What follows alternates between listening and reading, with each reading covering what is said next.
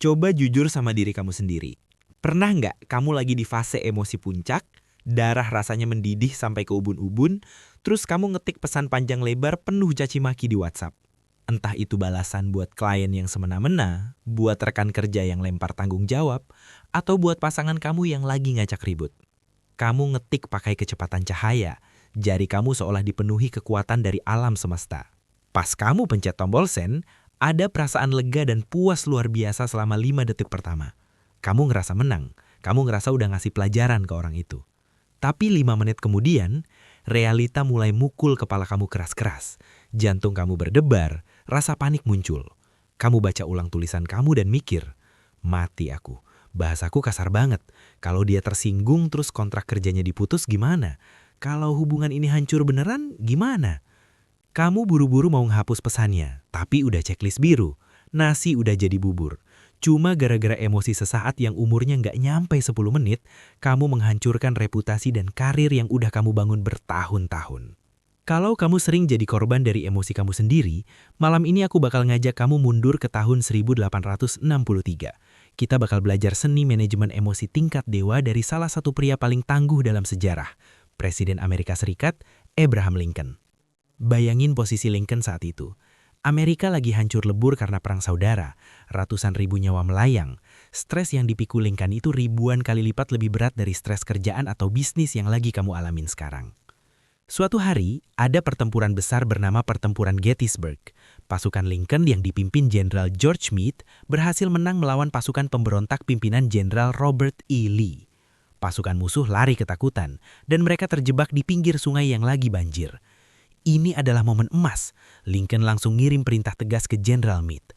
Kejar mereka sekarang, hancurkan sisanya, dan perang ini bakal selesai hari ini juga. Tapi apa yang terjadi? Jenderal Meade ragu-ragu. Dia nunda serangan, dia kebanyakan mikir.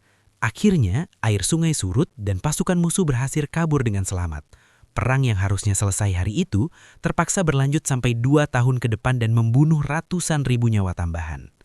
Lincoln murka luar biasa. Marahnya bukan lagi marah biasa, ini marah yang campur aduk sama rasa frustasi tingkat tinggi.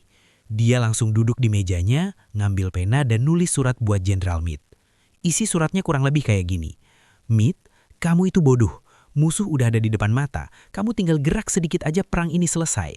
Karena kepengejutanmu, darah ribuan orang bakal tumpah lagi. Aku sangat kecewa padamu. Sebuah surat caci maki yang sangat wajar ditulis oleh seorang bos kepada bawahan yang ngelakuin kesalahan fatal. Tapi ada satu rahasia besar dari surat ini. Surat itu nggak pernah dikirim. Puluhan tahun setelah Lincoln meninggal, para sejarawan ngebongkar laci meja kerjanya. Mereka nemuin tumpukan surat kemarahan itu. Di atas surat untuk Jenderal Meade tadi, Lincoln nulis sebuah catatan kecil. Never sent, never signed. Tidak pernah dikirim, tidak pernah ditandatangani. Disinilah letak kejeniusan psikologis seorang Abraham Lincoln. Dia mempraktikkan apa yang sekarang dikenal dalam ilmu psikologi sebagai emotional regulation atau regulasi emosi lewat metode yang disebut the hot letter, surat panas. Kenapa ini penting banget buat laki-laki? Dengerin penjelasan sainsnya. Pas kamu lagi marah besar, otak kamu lagi ngalamin yang namanya amigdala hijack atau pembajakan amigdala. Amigdala itu bagian otak primitif yang ngurusin insting bertahan hidup. Pas dia ngerasa diserang, dia bakal ngebajak prefrontal cortex, yaitu bagian otak depan kamu yang fungsinya buat mikir logis, ngambil keputusan yang bijak dan mikirin konsekuensi jangka panjang. Pas prefrontal cortex kamu mati lampu, kamu secara harfiah berubah jadi manusia purba yang cuma tahu cara nyerang balik. Kamu nggak peduli sama konsekuensi, yang penting ego kamu tersalurkan. Lincoln sadar betul soal ini. Dia tahu kalau dia ngirim surat itu, Jenderal Meade bakal sakit hati, moral pasukannya bakal hancur, dan Meade mungkin bakal resign, padahal dia masih butuh Meade buat mimpin perang selanjutnya. Kemarahan sesaat bakal menghancurkan tujuan jangka panjang. Terus, gimana caranya menerapkan metode surat panas ini di kehidupan kita yang penuh tekanan? Langkah pertama, pisahkan draft dari tombol kirim. Pas ada klien ngeselin atau partner bisnis yang bikin darah tinggi, silahkan marah. Buka aplikasi notes di HP kamu atau ambil secari kertas kosong. Jangan pernah ngetik di kolom chat WhatsApp atau email, karena resiko kepencet tombol send itu sangat besar. Langkah kedua, tumpahkan semuanya. Ketik semua caci maki, semua kekecewaan, semua kata-kata tajam yang ada di otak kamu. Jangan ditahan. Biarkan racun di otak kamu mengalir keluar lewat tulisan. Lincoln mengakukan ini persis buat ngasih saluran pembuangan buat amigdalanya yang lagi meledak. Trik psikologi, langkah ketiga, hukum 24 jam. Setelah selesai nulis, tutup notes itu, lipat kertasnya dan tinggalkan. Paksain diri kamu buat tidur atau ngelakuin hal lain. Kamu baru boleh buka surat itu besok harinya. Apa yang bakal terjadi besoknya? Keajaiban biologis. Setelah tidur, prefrontal cortex kamu nyala lagi. Logika kamu udah balik jalan 100%. Pas kamu baca ulang tulisan kamu yang penuh emosi kemarin, 99% kamu bakal mikir, gila, norak banget bahasaku. Cringe parah. Untung kemarin gak langsung aku kirim, bisa hancur urusannya. Di titik ini, kamu udah bisa ngedit pesannya. Kamu tetap bisa ngasih teguran keras ke orang yang salah, tapi bahasanya berubah jadi profesional, logis, dan elegan.